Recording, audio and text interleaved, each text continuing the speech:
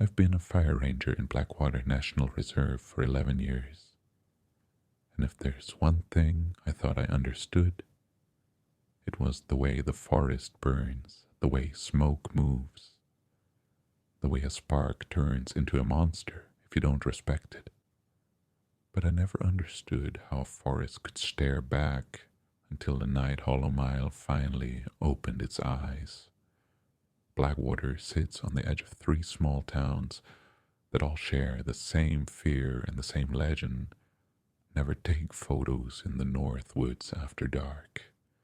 Kids dare each other to run the first mile of the North Trail with their flashlights off.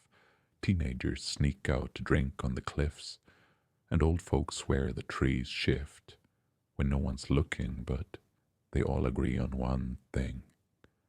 If you aim a camera at whatever lives in Hollow Mile, it doesn't just show up in your picture, it comes looking for you. I always shrug that off as backwoods superstition, something to keep idiots from wandering too far into the trees. But then people started disappearing for real. It began with a pair of hikers last spring, a couple from the city that never checked back in. Then a local hunter, the kind of guy who could track a squirrel over bedrock, vanished on a clear day.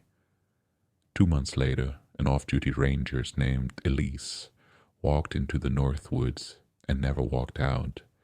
And somehow, every trail, every map, every broken branch, every hint of where they'd gone pointed to the same place, Hollow Mile, the stretch of forest on the North Trail that looked normal on paper but felt wrong in your bones.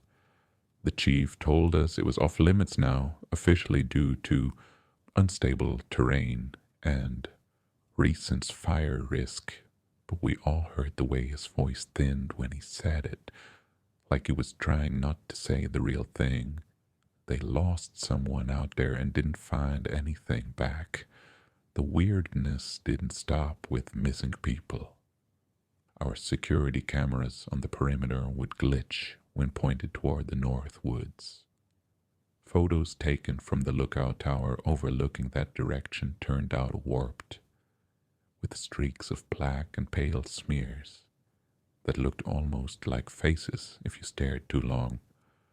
One night, a rookie ranger swore the radio picked up a voice whispering coordinates that didn't exist on any map. We made jokes about it in the station, but we laughed too loud and too long, and no one wanted to be alone when the night shift rolled around.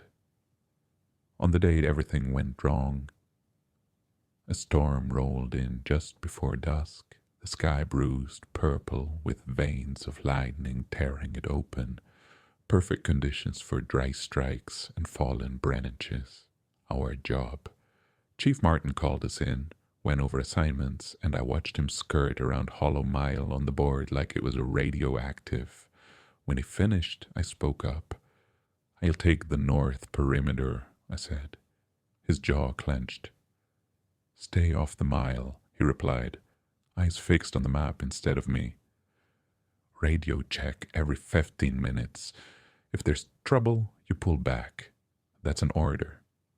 There was a pause, a small one, where the room felt like it held its breath. And in that silence, I heard something I'd never heard from him before. Fear. I shrugged it off, grabbed my pack, flashlight, and radio, and stepped out into the rain. The smell of wet pine and ozone filled the air, familiar and calming. I took the usual path, boots sinking into soft earth, watching the tree line for flickers of lightning that might trigger a fire. For the first 30 minutes, everything was normal. Too normal. No animal sounds, no rustle of underbrush, just rain and the far, distant rumble of thunder. When I reached the old wooden sign that marked the start of Hollow Mile, the world felt like a changed station. The rain seemed to muffle instead of splash. The air went heavier, thicker, like I was walking underwater. My flashlight, which had been cutting a solid beam through the dark, suddenly dimmed, not died, just struggled, like the darkness had weight.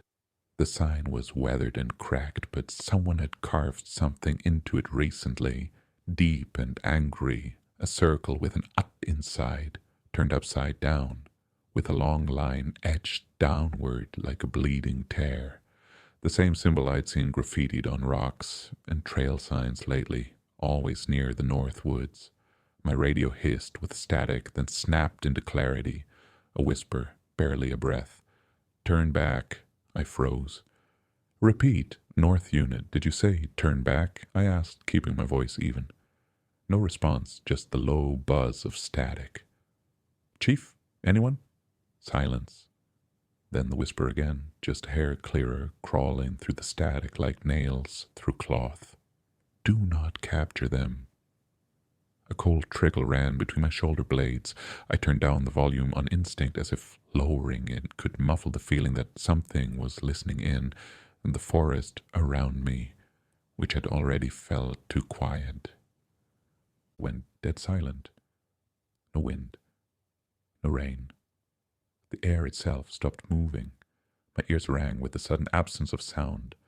Then just ahead, in the tunnels of trees that formed the beginning of Hollow Mile, I saw it. A figure.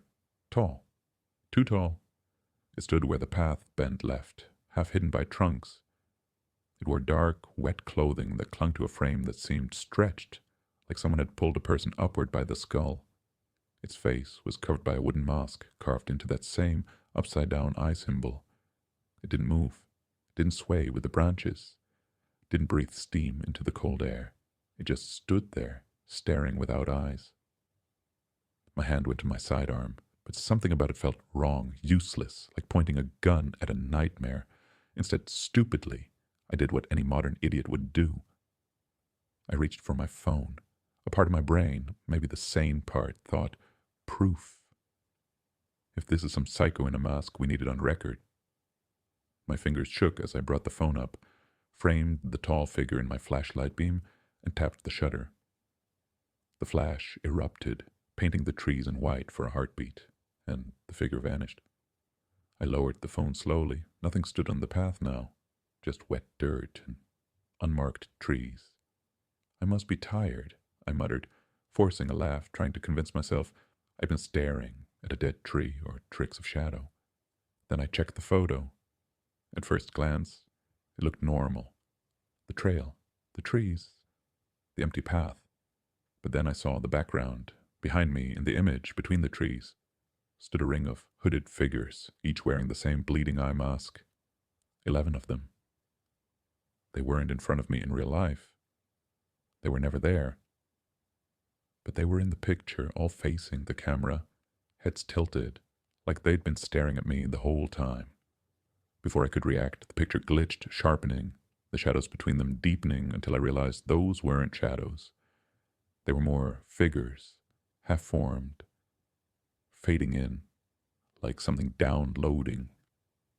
Then text appeared at the bottom of the screen, not in my font, not in any notification style I recognized, as if the forest itself had found a way into my phone. "The eye remembers you." My flashlight flickered 3 times and steadied, but it no longer cut through the dark the same way. When I swung the beam toward the trees where the masked cult had stood in the photo, I saw something else instead. Marks on almost every trunk. Not just that eye symbol. Other things. Spirals. Triangles nested in circles. Stick figure shapes with hands too long and heads scratched out, each one carved deep, angry, deliberate. My radio crackled again. This time, multiple voices spoke at once, layered over each other too fast. Too quiet to fully grasp. I caught fragments. "Don't walk alone. They archive if you take their image." Then one voice cut through, sharp and clear, like someone putting their mouth right up to my ear. "If you capture them, they capture you." The words weren't quite right, like something trying to mimic human speech. I swallowed hard and pressed on deeper, because that's what I do. Fires don't go out if you pretend you never saw smoke. The path narrowed, the trees leaning closer, until their branches meshed above me like ribs closing over a spine. The air grew thicker, humid and warm, smelling faintly of old ash. The deeper I went, the more wrong the world felt. Also, distances stretched. My footsteps sounded delayed, like the forest played them back after I made them. My own breathing echoed a half-second late, as if it belonged to someone walking just behind me. Then I smelled something I knew too well. Burned wood. But this wasn't fresh. It smelled old, like something that had burned long ago and never fully stopped smoldering. I followed the scent off the main path, pushing through ferns and low branches until I stepped into a small clearing I'd never seen on any map. In the center stood the remains of a cabin, half burned, half collapsed, roof caved in. The walls were charred black, but parts of them still stood, like ribs of a corpse refusing to lie down. On the front door frame, untouched by flames, the bleeding eye symbol had been carved in so deeply the wood was split. My flashlight beam shook as I stepped inside. The floorboards creaked but held. The cabin interior was wrong. From the outside it looked small, one room at best. Inside, the space felt longer, deeper, like the walls had stretched backward in ways they shouldn't. On the far wall, above a collapsed cot and a rusted stove, hung a series of photographs pinned in uneven rows. Polaroids, hundreds of them. Some burned around the edges, some water-stained, but all still visible. My boots were heavy as I walked closer, each step louder than the previous one, like the cabin wanted me to hear how alone I was. The first row of photos showed people standing in the forest, campers, hikers, families posing with backpacks, smiling, but the backgrounds were wrong. In each picture, between the trees behind them, faint shapes lurked, out of focus figures, half hidden, masked, watching. The more recent the photo, the clearer the figures became. In older shots, they were barely smudges. In newer ones, you could count the tears carved into their masks. I moved down the rows. My heart climbed into my throat. The faces in the center of the photo started to look familiar. A teenager reported missing 3 months ago. A local guide whose truck we found abandoned by the main road. Elise, the off-duty ranger, who vanished on a sunny afternoon. All of them captured in a moment where they were looking away, slightly off to the side, as if someone had called their name just before the photo was taken. Below the last row, skewed and crooked, was a strip of photos darker than the others. Fire rangers, different uniforms from different decades, some in black and white, some in faded color, some taken in front of the very lookout tower I still used on night shifts. My stomach twisted when I saw the last empty slot in the row underneath a burned corner where another photo might have been. Just one space left, waiting. My phone buzzed in my pocket. A new image had been captured without my touching anything. My blood ran cold as I took it out and looked. It was a photo of the wall of pictures in front of me. Except in this version, the once empty slot at the bottom was filled. My own face stared back at me from a Polaroid pinned among the others. Flashlight in hand, mouth open in a silent warning I couldn't hear. My hand shook so violently the phone almost slipped. Behind me, the floor creaked like someone had just stepped into the cabin. My radio clicked loud enough to make me flinch. Then, through layers of static, a voice like rough bark spoke. "He's recorded. Bring him." Footsteps crunched outside the cabin, slow, synchronized, too many to count. Gravel and soggy leaves gave way beneath them. They didn't run. They didn't hurry. They just arrived. I killed my flashlight on instinct, suddenly terrified of being the brightest thing in the woods. A faint glow leaked through the burned holes in the walls, moonlight filtered by clouds, and in that weak light shadows moved outside, circling the cabin. Cloaks. Masks. The faint pale impression of carved eyes that didn't see but still watched. The whispering began then, a low murmur so soft I could pretend it was the wind if it hadn't kept perfect rhythm with the steps. Words, in a language that scraped like stone over glass. My chest tightened. I backed toward another doorway in the cabin, half rotten, and slipped through. The back wall was mostly gone, burned away completely, opening to a steep slope, down into a tangle of underbrush. I sucked in a breath and jumped. Branches clawed at my arms and legs, mud slicked under my boots as I slid, crashed into a fallen log, and pushed myself up, lungs burning. Behind me, the whispering cut off all at once. No footsteps giving chase, no shouts, nothing. That silence was worse. I turned my flashlight back on, beam shaking, as I swung it through the woods. Trees, rocks, the distant shape of the burnt cabin, empty and still. It's in your hand now. A thought that didn't feel like mine whispered inside my skull. You carry it with you. My phone buzzed again. More photos, multiple. I hadn't touched the camera. I hadn't pressed anything. But my gallery filled with new images anyway, one after another. I forced myself to look as I stumbled forward through the trees. The first photo showed my back, as if taken from behind by someone walking directly in my shadow. The next showed me from the side. Flashlight raised, eyes wide, mouth twisted in fear. The next was closer, angled up slightly, like someone shorter was craning their neck to look at me. Each photo had the same thing in the background, masked figures between the trees, moving closer, step by step, as if advancing only inside the photographs, while the real woods stayed empty. If you capture them, they capture you. The earlier voice echoed, and suddenly I understood. The legends were never about you taking their picture to prove they're real. The legend was about what happens when they take yours. My radio screamed into my ear, high-pitched feedback that made me drop it. Over the shriek came another sound, my own voice. North perimeter secure, no signs of activity, it said calmly, like a recording from some other night. Then another version overlapped. Negative. I don't see any. Wait, what is that? Then another. Hello? Can anyone hear me? I think I'm lost. Dozens of my own words, things I'd said on patrols over the years, replayed in chaotic layers, chopped and rearranged into a rising storm of familiarity, turned wrong. I kicked the radio away, heart pounding in my throat, and focused on the one thing I knew. Run. I made for higher ground. If I could reach the old fire lookout tower, I'd at least have a vantage point, a place with a door, a place where my back could be against a wall instead of exposed to every tree. The forest twisted around me. Paths doubled back on themselves. Landmarks vanished. More than once, I found myself circling the same moss-covered boulder from different directions, even though I'd been walking straight. The trees seemed closer every time I blinked.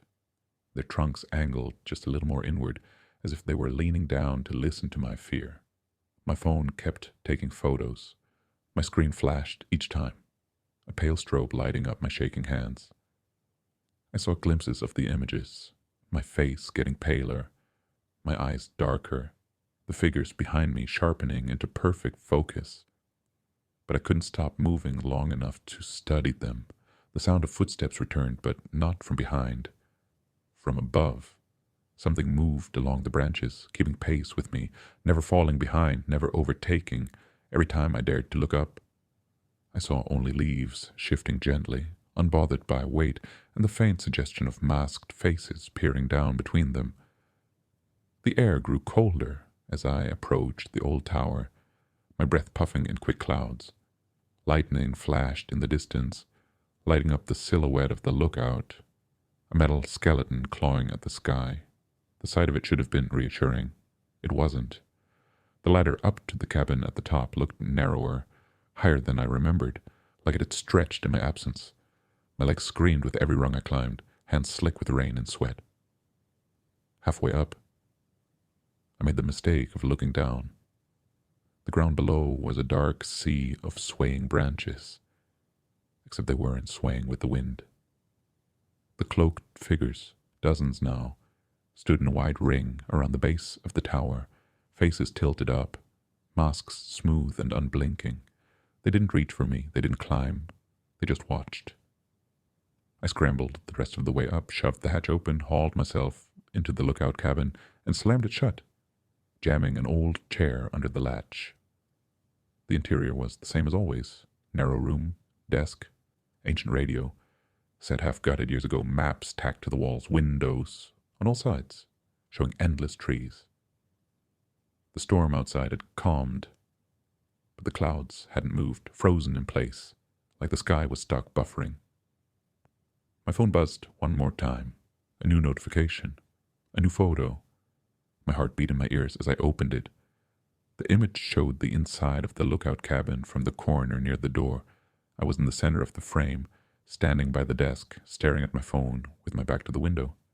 Everything looked exactly as it did now. But in the reflection on the glass behind me, another figure stood just outside the window, face pressed against it, wearing my exact uniform, my build, my haircut, but with skin too pale, eyes too dark, and a smile that didn't belong to me. The live photo feature triggered automatically. For a fraction of a second, the reflection moved independently, raising one hand to tap gently on the glass, even though no sound came from it in real life. I spun toward the window. Nothing, just my own shaken reflection in the dark glass. I backed away until I hit the opposite wall. The tower creaked around me. Every noise made me flinch. Then from beneath my feet came another sound, a dull scrape, wood dragging over wood. I looked down. A square outline in the floor I'd never noticed before shifted. A trapdoor. It lifted slowly, just enough for fingers to curl around the edge.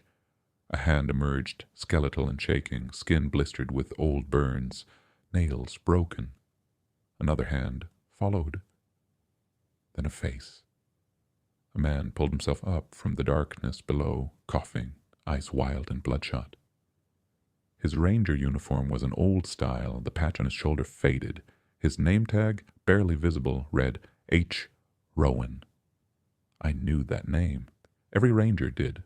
Harold Rowan, the ranger who disappeared in 1987 while investigating a suspicious fire in the North Woods. The story had become legend. A cautionary tale about going off alone. But his photo was still in the break room, a memorial pinned near the coffee pot. That man, that photo, was now crawling onto the floor in front of me, decades older, but still somehow trapped in the same night. He grabbed my arm with surprising strength, his fingers digging into my skin. "You took their picture?" he rasped, voice shredded by smoke and time. "No," I stammered.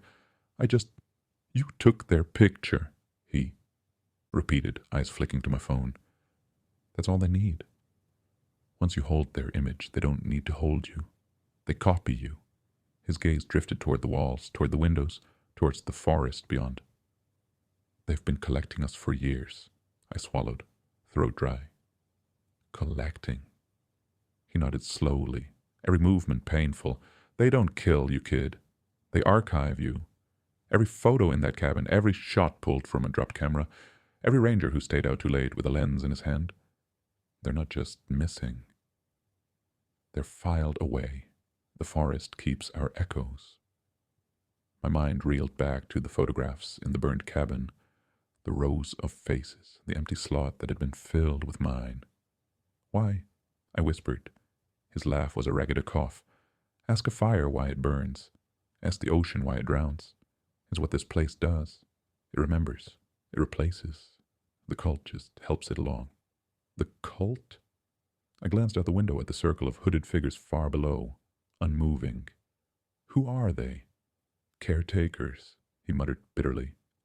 "They think if they feed it enough images, enough people, it'll spare them. Fools, they don't see their own faces on the wall yet." He squeezed my arm harder, his nails biting into my skin. "You've been recorded now. Every step you took tonight, someone took it twice. Once with your feet, once with their lens. They only need one more act to finish it." "Finish what?" I asked, my voice climbing. He met my eyes, and in them I saw something worse than fear. Resignation. The swap.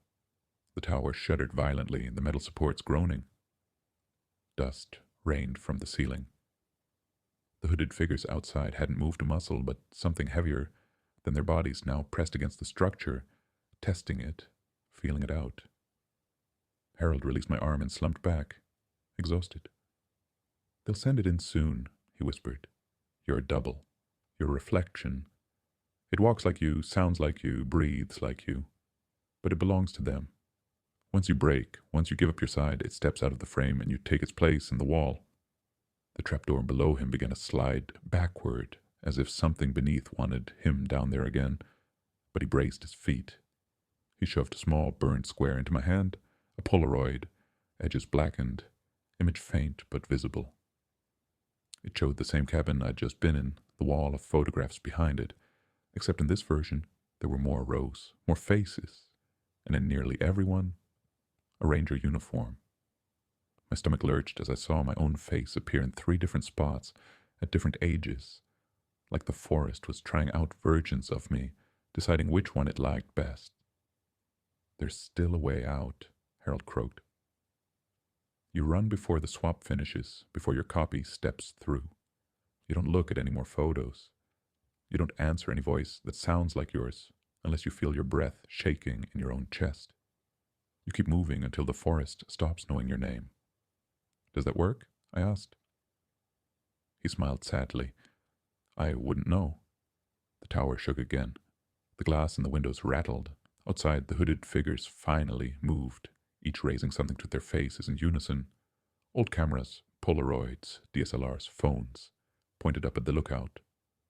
All at once, 100 small flashes burst below, but no light reached the windows. It was as if the brightness inverted, collapsing inward into their lenses. My phone buzzed violently, like a trapped heart. I didn't want to look. I knew I shouldn't look, but my gaze fell to the screen anyway. One new photo. No timestamp, no file size, just an image. It showed the interior of the lookout again, but I wasn't in it. The room was empty, the hatch was open, the chair was gone. Outside the window, the forest looked brighter, somehow almost inviting. Then, as I watched, something stepped into frame, me, or something exactly like me. This version moved with perfect confidence, shoulders relaxed, eyes calm, phone in hand. He looked around the empty cabin, smiled faintly, then lifted his phone and took a picture of the window.